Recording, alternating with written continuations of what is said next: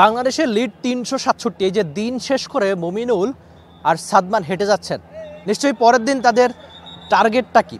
একটা সেঞ্চুরি। সে আশা কি আপনি করতে পারেন না? মুমিনুল হক, যিনি কিনা বাংলাদেশের টেস্ট ইতিহাসের সেরা ব্যাটারদের একজন, বিশেষ করে সেঞ্চুরি সংখ্যায় মুশফিকের সমান তিনি।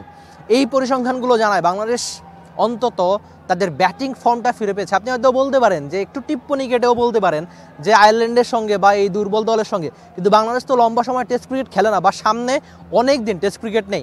এই দুটো টেস্টে যেভাবে স্বস্তির দিন কাটাচ্ছে বাংলাদেশ, বিশেষ করে আমরা দেখেছিলাম এর আগের টেস্টে যে দাপুটে ক্রিকেট খেলে নাজমুল শান্তর দল জিতেছিল একই রকম।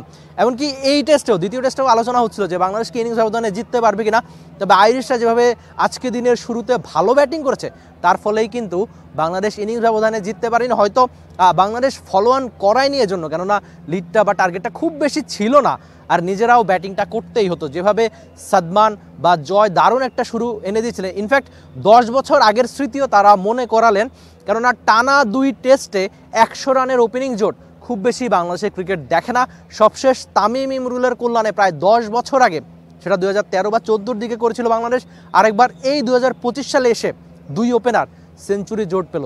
জয় আর সাদমানের ওপেনিং জোট দারুণ কাটছে, নিশ্চয়ই সামনে আরও বেশি ভালো হবে। আর 3-এ নামা মুমিনুল হক বাংলাদেশের কত সেরা ব্যাটার। আপনি যদি আজকের দিনের সেরা গল্পগুলো শুনতে চান, সেখানে তাইজুল সাকিবকে স্পর্শ, তারপর ওপেনিং জোটে 17 রানের জোট, আর সাদমান নিশ্চয়ই পরের দিন তাকিয়ে থাকবেন একটা সেঞ্চুরির দিকে। আমরা সচরাচর বাংলাদেশি ব্যাটারদের খুব বেশি সেঞ্চুরি করতে দেখি না, বা 50 পেরিয়ে 60, 70, 80, ইনফ্যাক্ট 90-এর ঘরে তারা বারবার আউট হচ্ছেন।